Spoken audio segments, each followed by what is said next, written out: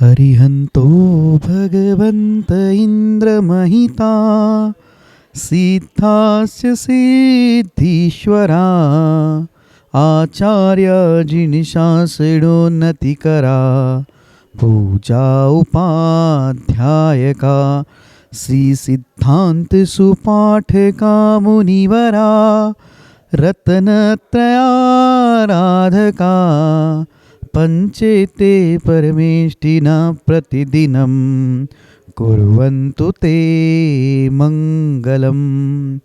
अनंत अनंत परम सिद्ध भगवान की जय। 1000 श्री आदिनाथ भगवान की जय। अंतिम तीर्थेश भगवान महावीर स्वामी की जय। आचार्य भगवान गुरुवर श्री विशुद्ध सागर जी महाराज की जय। सम्यक समाधान प्रदाता मुनिषि सुप्रभ सागर जी महाराज की जय। मुनिषि प्रणत सागर जी सौम्य सागर जी मुनिराज की जय। जय जन बंधुओं, हम सभी यहाँ उपस्थित हुए हैं देश के लोकप्रिय कार्यक्रम सम्यक समाधान के लिए। एक ऐसा कार्यक्रम, एक अनूठा प्लेटफॉर्म जिसके माध्यम से हम सभी के मन में उठने वाले जो विकल्प है उस विकल्पों का सम्यक समाधान मुनिश्री अपने मुखारविंद से हम सभी को प्रदान करते हैं।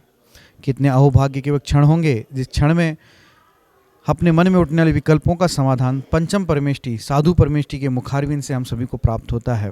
अगर आप इस कार्यक्रम से जुड़ना चाहते हो या कार्यक्रम के माध्यम से अपने मन में उठने वाले विकल्पों का समाधान चाहते हो तो कार्यक्रम में नीचे जो पट्टी पे स्क्रॉल पे या फ्लिप पे जो हमारे नंबर चल रहे हैं, हमारे ईमेल आईडी है, उसके माध्यम से आप अपना विकल्प हम तक पहुंचा सकते हैं। उस विकल्पों को एकत्रित करके मुनिषी तक पहुंचाया जाएगा। वो मुनिषी के मुखारविंद से हम सभी लोग सम्यक समाधान प्राप्त करेंगे। सम्यक समाधान के माध्यम से आप अपने विकल्पों का समाधान प्राप्त कर ही सकते हैं एवं उस विकल्प के कारण अन्य लोगों के मन में जो विकल्प है उसके विकल्पों का भी समाधान हम सभी प्राप्त कर सकते हैं। तो आप जल्द से जल्द अपने मन में उठने वाले विकल्पों को हम तक पहुंचाएं और हम सभी लोग उस विकल्प का सम्यक समाधान मुनिषी के मुखारविंद से प्राप्त करेंगे। मुनिषी के चरणों में नमोस्तु करते हुए आज के उस कार्यक्रम को, लोकप्रिय कार्यक्रम की शुरुआत करते हैं। मुनिषी प्रणत सागर जी महाराज से निवेदन करते हैं कि हे स्वामी, आज के कार्यक्रम को गति प्रदान करते हुए संचालित करें। नमोस्तु नमोस्तु नमोस्तु। ओम नमः सिद्धेभ्यः। नमः श्रीवर्धमानाय निर्धूतकलिलात्मने सालोकानां त्रिलोकानां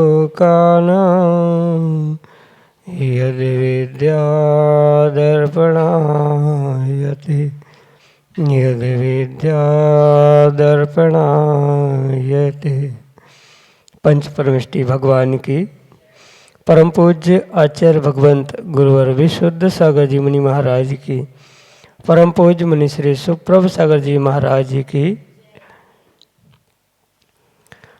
समीचीन विकल्पों का सम्यक समाधान, सम्यक ज्ञान की वह अलौकिक विधा जो निश्चित ही हमारे जीवन को सम्यक ज्ञान रूपी दीप से दीपित करने वाली है और वही सम्यक ज्ञान हमारे आत्म कल्याण के लिए कार्यकारी उपाय है। परम पूज्य आचार्य भगवंत गुरुवर विशुद्ध सागर जी महाराज के मंगल सुभाषित से परम पूज्य मुनि श्री सुप्रभ सागर जी महाराज ने हमें वह अलौकिक विधा प्रदान की। समीचीन विकल्पों का सम्यक समाधान स्वाध्याय के उस प्रश्ना के रूप में जो निश्चित ही हमारे कल्याण का मार्ग प्रशस्त करने वाली है। देश के विभिन्न प्रांतों से अनेकानेक समीचीन विकल्प हमें यहाँ प्रतिदिन प्राप्त होते हैं और परम पूज्य मुनिश्री उनका आगम के परिप्रेक्ष्य में हम सबको सम्यक समाधान प्रदान करते हैं। तो प्रारंभ करते हैं आज का सम्यक समाधान। और आज के पहले विकल्प के लिए सागर मध्य प्रदेश से श्रीमती शशि जैन महाराज श्री के श्री चरणों में बारंबार नमोस्तु निवेदित करते हुए अपना समीचीन विकल्प रख रहे हैं कि महाराज जी, जब हमारी किसी से कोई बुराई नहीं होती तब भी हम उससे क्षमा मांग लेते हैं, और लेकिन जब जिस किसी से हमारा कोई विकल्प है कि अब कुछ गलती है उससे क्षमा नहीं मांगते, और हम जब क्षमा मांगते हैं जिससे हमारा कुछ बुराई नहीं है उससे हमने क्षमा मांग भी ली तो वह यही कहता है कि हमने कोई गलती ही नहीं की तो हमें क्षमा क्यों। तो ऐसे में हमें क्या करना चाहिए, हमारे समीचीन विकल्प का सम्यक समाधान करने की अनुकंपा करें। नमोस्तु महाराज जी, नमोस्तु। ओम नमः सिद्धम। परम पूज्य आचार्य भगवान गुरुवर विशुद्ध सागर जी महाराज की, परम पूज्य मुनि श्री सुप्रभ सागर जी महाराज जी की। ये बहुत अच्छी बात है, अपनी गलती का एहसास हो लेना और अपने गलती के एहसास के साथ साथ दूसरे व्यक्ति के सामने उस गलती को मानते हुए कहीं ना कहीं क्षमा आदि मांग लेना, ये वास्तव में बहुत अच्छी बात होती है। पर ये भी बात विशेष ध्यान रखें कि जहाँ गलती हुई है या जिस व्यक्ति के प्रति कुछ गलती या कुछ विशेष ऐसी घटनाएं घटी है जिसके निमित्त से आपको क्षमा मांगना आवश्यक है, उन व्यक्तियों से भी आपको क्षमा मांगना आवश्यक है।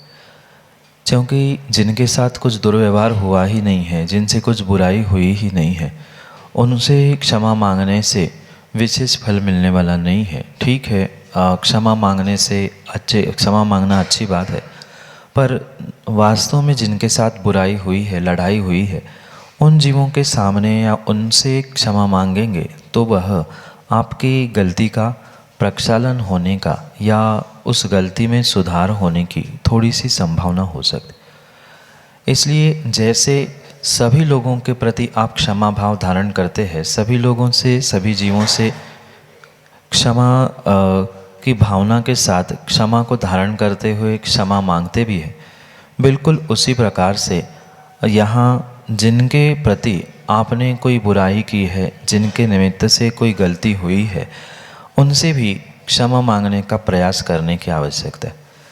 और यही विशेष बात ध्यान रखें कि जब तक जिनके प्रति कुछ बुराई लड़ाई हुई है उनसे क्षमा नहीं मांगेंगे, तब तक जिनसे कभी कुछ हुआ ही नहीं है उनसे क्षमा मांगने से वह फलीभूत होने वाली नहीं है, क्योंकि उनसे आपने कभी लड़ाई की नहीं, बुराई हुई नहीं है। इसलिए जिनसे बुराई हुई है, लड़ाई हुई है, उन व्यक्ति से क्षमा मांगते हुए अपने गलती के पश्चाताप प्रायश्चित रूप उसको क्षमा मांगना भी आवश्यक है। भले ही प्रत्यक्ष रूप से नहीं पहुंच पा रहे हैं, बहुत अच्छी बात तो यही होती कि प्रत्यक्ष उस व्यक्ति के पास पहुंचकर उससे क्षमा मांगी जाए, उसे क्षमा की जाए। माना कि प्रत्यक्ष नहीं पहुंच पा रहे हैं तो कम से कम परोक्ष रूप से तो मन में ही उसके प्रति उस गलती के प्रति ग्लानि भाव लाते हुए उस व्यक्ति को क्षमा करते हुए क्षमा मांगने का भाव अवश्य ही आपको रखना होगा, बिना उसके काम होने वाला नहीं है। इसलिए सभी जीवों के प्रति कम से कम प्रतिदिन ये भावना भानी चाहिए जो क्षमावाणी के दिन अक्सर लोग भाते हैं। प्रत्येक संसारी जीवों के प्रति क्षमा याचना करना, उनको क्षमा करना, ये प्रतिदिन का कार्य प्रत्येक जीवों को करना चाहिए। भले ही प्रत्यक्ष रूप से जिसके साथ गलती बुराई हुई है उससे हम क्षमा मांग पाए नहीं पाए, पर परोक्ष रूप से तो प्रतिदिन मांगेंगे, तो नियम से उसे क्षमा मांगने से बहुत सारा हमारा कार्य सिद्ध हो सकता है, या गलतियों में थोड़ा बहुत सुधार होते हुए पश्चाताप प्रायश्चित भी होने की संभावना है। यही आपके लिए सम्यक समाधान। श्रीमती सावित्री जैन, विदिशा मध्य प्रदेश से, महाराज श्री के चरणों में बारंबार नमोस्तु निवेदित करते हुए अपना समीचीन विकल्प रख रहे हैं कि महाराज जी, जैसे हमारा प्रतिदिन दान देने में जिस मंदिर में पूजा करते हैं उसी मंदिर में डालते हैं, डालने का नियम है, तो क्या दूसरे मंदिर में वह दान दे सकते हैं? हमारे समीचीन विकल्प का सम्यक समाधान करने की अनुकंपा करें। नमोस्तु महाराज जी, नमोस्तु। कायदे से पूजन के बाद मंदिर में यथाशक्ति दान करना ये आवश्यक ही हुआ करता है, पर ये भी ध्यान रखें कि ऐसी कहीं भी आगम में दान की व्यवस्था नहीं है जो किसी भी प्रकार से इसी मंदिर में देना या इतना ही देना, इसके अलावा कहीं नहीं देना, ऐसी वास्तव में आगम के परिप्रेक्ष्य में दान की व्यवस्था नहीं। दान तो जब जहाँ जैसा मन करे वहाँ पर हमें वैसा अपने धनराशि का सदुपयोग करना, यही वास्तव में दान कहा गया है। इसलिए आप ये विकल्प ना करें कि पूजा किसी मंदिर में की, वहाँ दान नहीं दिया, दूसरे मंदिर में दे रहे हैं, वहाँ नहीं दिया, किसी अन्य क्षेत्र में दे रहे। दान तो दान होता है। जो 7 स्थान कहे हैं जहाँ दान देने से अचिंत्य पुण्य की प्राप्ति होती है, उनमें से किसी भी कहीं भी स्थान पे दे दो, उसमें कोई भी विकल्प करने की आवश्यकता नहीं। वर्तमान में बहुत सारे स्थानों में यही देखने के लिए आता है कि दान के पीछे व्यक्ति कहीं ना कहीं सच्चे देवशास्त्र गुरु, सच्चे आयतन, इनके प्रति भी राग द्वेष करते हुए, हम तो मात्र इस मंदिर में जाते हैं तो हम इसी मंदिर में दान दे देंगे, हम तो इनको मानते हैं तो इन्हीं के प्रति हमारा समर्पण है, हम इनको ही दान आदि दे देंगे, अन्य को हम दान नहीं देंगे। ये किसी भी प्रकार से व्यवस्था नहीं है। जो सच्चे देवशास्त्र गुरु, जो सच्चे धर्म आयतन है, उनको सभी को एक समान मानते हुए राग द्वेष का विसर्जन करने के लिए ही ये दान पूजा आदि की व्यवस्था है। जहाँ जैसा मन करे वहाँ पहुँचते हुए आपको दान पूजा अभिषेक आदि सब कार्य करने की आवश्यकता है। क्योंकि अगर इन मंदिरों की व्यवस्थाओं में या देवशास्त्र गुरु के प्रति राग द्वेष करते हुए कहीं न कहीं अगर दान देने की परंपरा प्रारंभ हो रही है, तो वह कहीं न कहीं आपके लिए आने वाले समय में दुखों को ही प्राप्त कराने के लिए निमित्त देने वाले, कर्मों का आश्रयबंध करने के लिए सहयोगी बनने वाले। इसलिए दान देते ही, जैसा पूजा में शायद पढ़ा होगा, दान देय मन हर्ष विषेक है, दान देते ही गदगद भाव होने चाहिए। ये विकल्प नहीं आना चाहिए कि अरे मैंने वहाँ नहीं दिए, यहाँ मैंने इतना खर्च कर लिया, अब उस मंदिर को कौन देगा। हाँ, जहाँ जैसा हमें मन कर रहा है, ज़रूरी ये भी नहीं है कि प्रतिदिन हम जहाँ पूजा कर रहे हैं वही हमें दान देना चाहिए, या जिस स्थान पे हम दान दे रहे वही हमें पूजा करनी चाहिए। हमारा जैसा मन करे, हम अपने समय और मन के अनुकूलता के अनुसार जहाँ जिस मंदिर में दान पूजा कर सकते हैं वहाँ करें, उसमें कोई भी ऐतराज़ नहीं है। और आगम के परिप्रेक्ष्य में तो वास्तविकता यही है कि जहाँ जैसा जिस प्रकार से हमारा मन करे उतना उस प्रकार से राग द्वेष को छोड़ते हुए दान देने की आवश्यकता है। अन्यथा सच्चे देवशास्त्र गुरु और धर्म आयतन के निमित्त से मेरा तेरा करते हुए, राग द्वेष करते हुए दान देना, पूजा करना, इसमें कहीं विकल्प खड़ा हो रहा है तो नियम से वह दुर्गति का ही कारण बनेगा। यही आपके लिए सम्यक समाधान। संयम जैन विदिशा मध्य प्रदेश से अगले समीचीन विकल्प के लिए हमारे सामने। नमोस्तु महाराज जी, नमोस्तु महाराज जी, नमोस्तु महाराज जी। महाराज जी, मेरा प्रश्न जो है, किसी की अंत्येष्टि में जाने के बाद कितना सूतक लगता है, एवं मृत्यु के बाद परिवारजन के कितने समय तक जिन मंदिर में प्रवेश कर सकते हैं, कितने समय बाद तक जिन मंदिर में प्रवेश कर सकते हैं। नमोस्तु महाराज। आगम के परिप्रेक्ष्य में जो अंत्येष्टि में जीव जाते हैं, जिसे सामान्य भाषा में लकड़ी या अग्नि संस्कार आदि कहा जाता है, शव यात्रा में या शमशान तक जो जाते हैं उनके लिए पूर्ण रूप से आचार्य भगवंत ने 24 घंटे का सूतक स्पष्ट रूप से कहा है। ये वर्तमान की कई परंपराएं जरूर प्रारंभ हुई है कि रात गई बात गई, पर आगम के परिप्रेक्ष्य में रात गई बात गई ये व्यवस्था नहीं है, अपितु 24 घंटे की पूर्ण सूतक की व्यवस्था उन लकड़ी में, अंत्येष्टि में या संस्कार में, शव यात्रा में जाने वाले प्रत्येक व्यक्ति को ही लगती है। जब सामान्य व्यक्ति 24 घंटे सच्चे देवशास्त्र गुरु से उस सूतक के निमित्त से मर्यादा का पालन करता है, तो परिजनों की बात तो पूर्ण रूप से समझने योग्य है कि वो किसी भी प्रकार से ऐसे समय में मंदिर आदि में या सच्चे देवशास्त्र गुरु के पास नहीं पहुंच सकते। विशेष बात जो परिजनों के विषय में आपने पूछी है, वहाँ आगम की तो यही व्यवस्था है कि जब तक खारी नहीं उठती, शुद्धिका नहीं होती है, तब तक 3 दिन तक वह मंदिर में प्रवेश ही नहीं कर सकते। हाँ, दूर से अगर उन्हें भगवान के गुरु के दर्शन हो रहे हैं तो दूर से दर्शन करने में दोष नहीं है, पर जब तक 3 दिन तक खारी नहीं उठती, शुद्धि नहीं होती है, तब तक किसी भी प्रकार से वे मंदिर आदि में प्रवेश कर ही नहीं सकते। शुद्धिका के बाद यानी तीसरे दिन के बाद जब वह समाज आदि की व्यवस्था के निमित्त से चौथे दिन, या अगर आप दक्षिण महाराष्ट्र कर्नाटक साइड जाओगे तो वहाँ तो बिल्कुल 12 दिन का पूर्ण सूतक होता है। 13वें दिन अभिषेक का गंधोदक मतलब भगवान का गंधोदक लेकर स्वयं स्नान करके गंधोदक लेने के बाद ही वह सच्चे देवशास्त्र गुरु को स्पर्श करना, गंधोदक आदि ले लेना या मंदिर आदि पहुंचना आदि व्यवस्था है, उस अपेक्षा से समझनी होगी। पर प्रांतीय अपेक्षा की व्यवस्था समझने के अलावा अगर वास्तविकता में आगम की व्यवस्था समझी जाए तो किसी भी प्रकार से वह परिजन तो 3 दिन तक मंदिर ही नहीं जा सकते हैं और 24 घंटे की मात्र जो मंदिर ना जाने की व्यवस्था है वह मात्र जो सामान्य श्रावक उस अंत्येष्टि में लकड़ी में दाह संस्कार आदि में पहुंचे थे उन सभी के लिए होती है। श्रावक जो परिजन है, परिवार के हैं, वे 3 दिन तक मंदिर जा ही नहीं सकते। पता नहीं क्यों और कैसे कुछ स्थानीय ऐसी व्यवस्था हो जाती है कि स्वयं की बात को पुष्ट करने के लिए कहीं ना कहीं देवशास्त्र गुरु का आलंबन लिया जाता है। देवशास्त्र गुरु का नाम लेते हुए कहीं ना कहीं ये कहा जाता है कि हमें तो गुरु की आज्ञा है, हमने फलाने आगम में हमने ऐसा पढ़ा है। पर मैं स्पष्ट कह दूं, किसी भी प्रकार से ऐसे दिगंबर मुनि आगम के विपरीत आज्ञा दे ही नहीं सकते।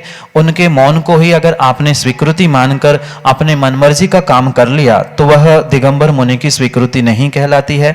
ये विशेष ध्यान रखने योग्य है कि परिजन 3 दिन के पहले मंदिर जा ही नहीं सकते और जो दाह में या अग्नि संस्कार में पहुंचे हैं वे भी 24 घंटे मतलब 12 बजे अगर संस्कार हुए हैं तो 12 बजे दूसरे दिन तक वह मंदिर में नहीं जा सकते, देवशास्त्र गुरु को स्पर्श नहीं कर सकते। ये तात्कालिक सामाजिक व्यवस्था आगम की व्यवस्था नहीं है कि रात गई सो बात गई। एक दिन का मतलब 24 घंटे का पूर्ण सूतक होता है, मात्र रात ढलने का या दिन ढलने का इतना ही सूतक नहीं है। इसलिए ये कभी भी किसी भी प्रकार से झूठी बातों को या झूठी परंपराओं को आगम कहते हुए सच्चे देवशास्त्र गुरु को लपेटने की आवश्यकता नहीं है। ये परम सत्य है कि 3 दिन के पहले किसी भी प्रकार से परिजन मंदिर में नहीं जा सकते। यही आपके लिए सम्यक समाधान।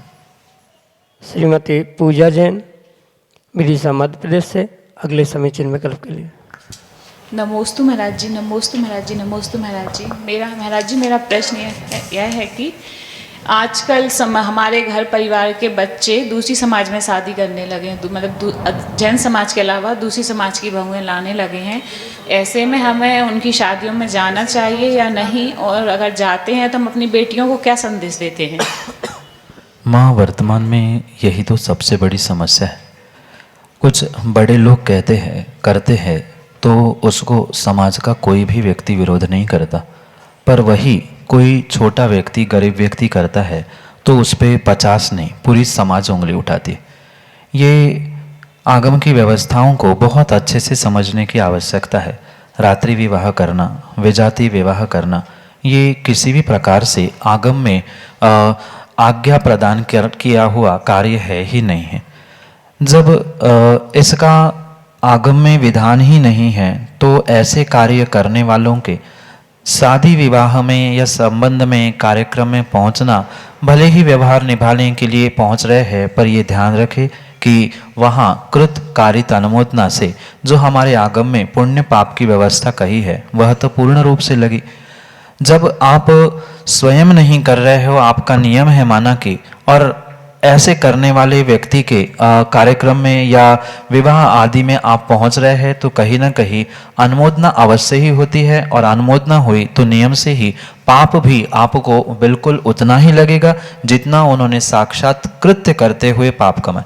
इसलिए विशेष ध्यान रखें, ऐसा कार्य आगम के परिप्रेक्ष्य में करना ही नहीं चाहिए, और करना क्या, करने वालों की अनुमोदना भी नहीं करनी चाहिए। क्योंकि अगर माना कि वह प्रतिष्ठित व्यक्ति वो है या आप भी प्रतिष्ठित है और आपका मात्र उस स्थान पर पहुंचना ही उनके कार्य की पुष्टि हो जाएगी। आपको कहने की आवश्यकता नहीं है, आने वाली पीढ़ी को बताने की आवश्यकता नहीं है, क्योंकि आपको पता ही है आने वाली पीढ़ी बहुत जल्दी इन बातों को ग्रहण करती है। अगर आप ही उनकी शादी में या बुजुर्ग ही लोग शादी विवाह में ऐसे जाएंगे विजातीय संबंधों में तो बच्चे कहेंगे आप तो उनके शादी में गए थे, फिर हम क्यों ना करें।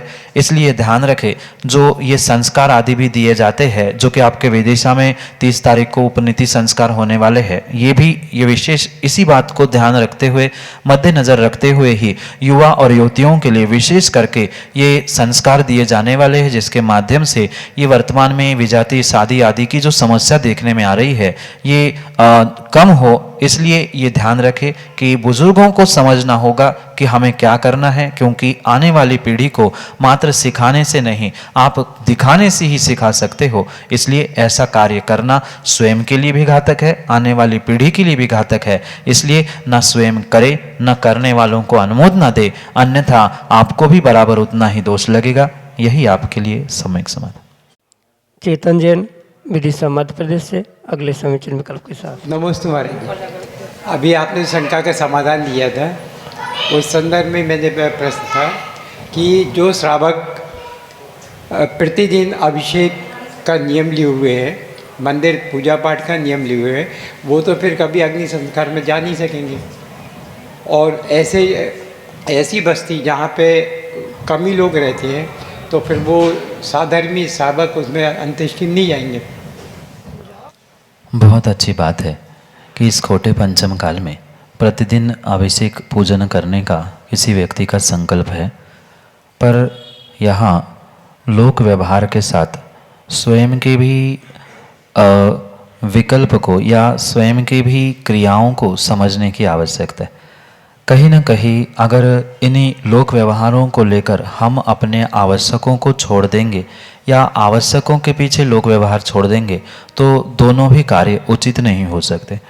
इसलिए दोनों में विवेकपूर्वक तालमेल बिठाने की आवश्यकता है कि आप अगर वहाँ पहुँचोगे नहीं तो आपके घर में ऐसे दुख की घटनाओं में कौन पहुँचेगा, इसलिए जाना भी ज़रूरी है।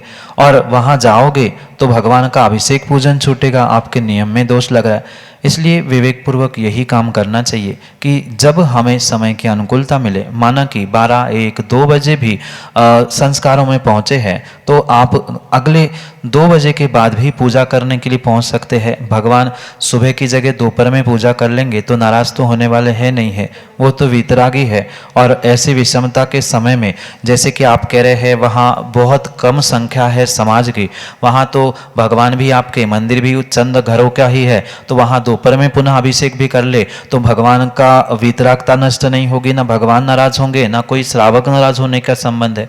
ये कहीं ना कहीं जब व्यक्ति का प्रमाद होता है तो दोनों में से एक कार्य चुनने का वो प्रयास करता है। इसलिए दोनों भी लोक व्यवहार भी और स्वयं की व्यावहारिक क्रियाओं को भी हमें तालमेल रखते हुए ही करने की आवश्यकता है। ये कहकर आगम में सुधार नहीं हो सकता कि समाज कम है तो फिर सूतक वहाँ अंत्येष्टि में जाएंगे तो पूजा छूट रही है। ये कह के हुए हम रात गई बात गई इस व्यवस्था को आगम की बात कहकर पुष्ट नहीं कर सकते। आगम में जब 24 घंटे की मर्यादा है तो 24 घंटे का ही सूतक होना चाहिए। यही आपके लिए सम्यक समाधान। अनन्य गुरु भक्त सुनील जैन मैम साहब, विदिशा मध्य प्रदेश से, अगले समीचीन विकल्प के लिए। First impression is the last impression, first impression is the last impression. और कहते हैं अंत भला तो सब भला। इसमें सत्य क्या है? जीवन भर तो आदमी गलती करता रहे और अंत में बोले कि मैंने सही किया, तो इसमें समीक्षा कीजिए। जितनी भी कहावतें, मुहावरे आदि बनाए जाते हैं वह कहीं ना कहीं तात्कालिक व्यवस्था और परिस्थिति आदि को देखते हुए बनाए जाते। इसलिए बिना किसी अपेक्षा से कोई भी पंक्ति कह लेना उचित नहीं है। वर्तमान में बहुत सारे स्थानों पर या बहुत सारे लोग यही करते हुए देखने में आते हैं कि उनका अभिप्राय कुछ होता है और कहीं ना कहीं कुछ ऐसे वाक्यों को बोलते हुए, कहावत मुहावरों को बोलते हुए वो ये प्रदर्शित करना चाहते हैं कि हम कितने अच्छे। पर वास्तविकता यही है कि कहीं न कहीं अपनी गलती को छुपाने के लिए ही व्यक्ति ऐसे इन वाक्यों का, इन मुहावरों का प्रयोग किया करता है। आगम के परिप्रेक्ष्य में दोनों बातों को बहुत अच्छे से समझने की आवश्यकता है। अगर शुरुआत ही अच्छी नहीं है तो अंत कहाँ से अच्छा होगा, और अंत अच्छा नहीं है तो अगले पर्याय की शुरुआत भी कैसे अच्छी हो सकती है। कहीं ना कहीं ये दोनों भी एक दूसरे के लिए पूरक रूप ही है। जहाँ ये कहा जाता है कि first impression is the last impression, वहाँ पर अभिप्राय उस पंक्ति लिखने वालों का ये हो सकता है कि जब शुरुआत ही अच्छी होती है तो अपने आप आगे का कार्य सब कुछ व्यवस्थित ही होता रहता है। अगर कार्य प्रारंभ करने से पूर्व ही व्यक्ति डगमगा जाता है, डर जाता है, घबरा जाता है, तो वह अंत तक पहुंच ही नहीं सकता। और अंत तक पहुंचेगा नहीं तो अंत भला करने का क्या मकसद रहता है, क्या उपलब्धि रहती है। इसलिए कहीं ना कहीं व्यक्ति वर्तमान में इन पंक्तियों के साथ, इन पंक्तियों के ही साथ क्या, हमारे आचार्य भगवंतों के महान ग्रंथों के साथ तक लोगों ने कहीं ना कहीं छल कपट करना प्रारंभ कर लिया, मायाचारी करना प्रारंभ कर ली। पंक्ति कहीं से लेते हैं, नाम किसी आचार्य भगवंत का, नाम किसी महाराज का लेकर कहीं ना कहीं अपने मन की पुष्टि करते हैं। ये वर्तमान में लोगों के साथ देखने में आ रहा है। इसलिए ये अवश्य समझे कि अगर मात्र अंत ही भला करना है तो दिगंबर मुनिराज जीवन भर साधना क्यों करते। मरते ही समय में दीक्षा ले ले, अपना कल्याण कर ले, पिछी कमंडल ले ले और सबका त्याग करके समाधि कर ले। पर ऐसा नहीं होता। ये तब कहा जाता है जब अपने हाथ में कुछ भी नहीं बचा। तो ठीक है भैया, जिंदगी भर नहीं किया, अब अकल ठिकाने आई है तो अब कुछ कर लो। इसलिए ये एक अपेक्षा से कहा गया है। सर्वथा अगर अंत भला सो सब भला ऐसा होता तो तीर्थंकर भगवान भी इतने हजारों वर्ष तक क्यों पहले से साधना करते। उनको तो अवधि ज्ञान था, तो उनको तो पहले से ही पता था कि मृत्यु कब होने वाली है। तो उसके चंद कुछ दिन पहले, महीने पहले वो दीक्षा ले लेते, अपना कल्याण कर लेते। पर ऐसा सर्वथा नहीं है। जीवन भर की साधना अगर व्यवस्थित नहीं है तो किसी भी प्रकार से अंत भला होने वाला है ही नहीं है। इसलिए अंत भला करने के लिए जीवन भी भला होना चाहिए, और जीवन भला होने के लिए जीवन की शुरुआत भी बहुत अच्छे तरीके से ही करने की आवश्यकता है। जहाँ फर्स्ट इम्प्रेशन की बात कही जाती है, वह कथनचित दूसरे की भी अपेक्षा से कहा जा सकता है कि हमारा जो दूसरे के मन में एक पहली बार जो इम्प्रेशन या पहली बार जो हम किसी व्यक्ति को जान लेते हैं, लगभग जीवन भर व्यक्ति के प्रति वही मानसिकता बनी रहती है कि नहीं उसने ऐसा किया था, वो ऐसा है, वो वैसा है आदि। जो कुछ भी फर्स्ट इम्प्रेशन किसी व्यक्ति के बारे में हमारे दिलो दिमाग में बैठ जाता है, बिल्कुल वैसा ही इम्प्रेशन उस व्यक्ति के प्रति जीवन भर रहता है। ये भी अभिप्राय उस पहले पंक्ति का, जहाँ first impression is last impression कहा है, वहाँ इसी प्रकार की भावना को भी समझने की आवश्यकता।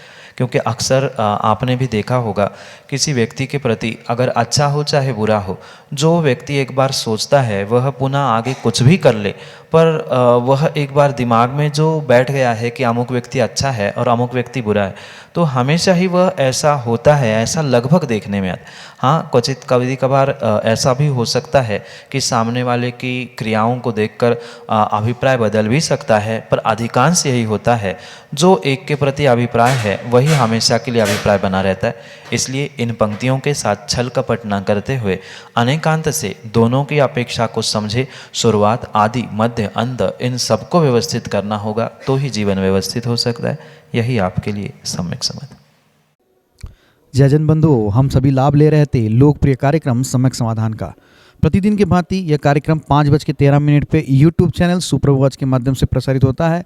मुनिषी का नाम सुप्रभ और वाणी का पर्यायवाची नाम उवाच, सुप्रभ उवाच यह नाम चैनल का है। आप यूट्यूब पे सुप्रभ उवाच सर्च कर सकते हैं एवं सर्च करके इस यूट्यूब चैनल को सब्सक्राइब करें एवं उसका बेल आइकन प्रेस करें, ताकि मुनिषी की अधिक जानकारी एवं जो सम्यक समाधान आदि कार्यक्रम है उसकी जानकारी भी आपको उपलब्ध होती रहे। नोटिफिकेशन के द्वारा आपको याद रखने की जरूरत नहीं है। प्रतिदिन ठीक 5:13 पे यूट्यूब चैनल सुप्रभ उवाच के माध्यम से यही कार्यक्रम प्रतिदिन शाम को 4 बजे आदिनाथ टीवी चैनल के माध्यम से भी प्रसारित होता है। ठीक 4 बजे आदिनाथ टीवी चैनल के माध्यम से सम्यक समाधान उपलब्ध होता है।